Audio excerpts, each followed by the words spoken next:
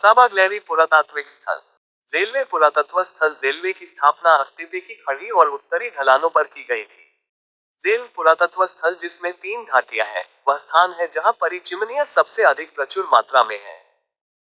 ये ज्ञात नहीं है कि उत्सर गोर्मी और कैवसन जैसे नक्काशीदार चट्टानी स्थानों में ट्रोग्लोडाइटिक जीवन कब शुरू हुआ, लेकिन जेलवे विशेष रूप से 9वीं और 13वीं शताब्दी में ईसाइयों की महत्वपूर्ण बस्तियों और धार्मिक केंद्रों में से एक बन गया और पहला धार्मिक सेमिनार पुजारियों को दिया गया।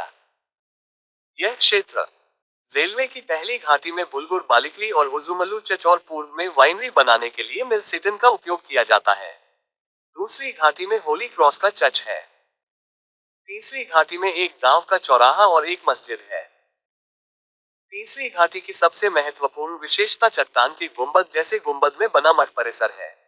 इस घाटी में ऊंची ढलानों पर उकेरी गई कबूतरखाने की सजावट पुरातात्विक स्थल में एक अद्वितीय मूल्य जोड़ती है। घाटी के निकास बिंदु पर डायरेक्टली चर्च है। पसाबा ग्लेरी पुरातात्विक स्थल पसाबागी, जिसे पहले पुजारियों की घाटी के नाम से जाना जाता था, अपनी अनोखी परिचिमनियों से ध्यान आकर्षित करता है।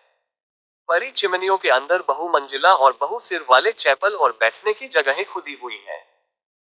3 सिरों वाली परिचिमनियों में से एक में सेंट शिमोन के नाम पर बनाया गया एक चैपल और एक रिट्रीट सेल है। 5वीं सदी में अलेप्पो के पास एकांतप्रिय जीवन जीने वाले सेंट शिमोन लोगों की अत्यधिक रुचि से बच गए और जब उनके बारे में अफवाह उड़ी कि वे चमत्कार करेंगे तो उन्होंने पहले 2 मीटर ऊंचे स्तंभ पर और बाद में 15 मीटर ऊंचे स्तंभ पर शरण ली और वहीं रहने लगे।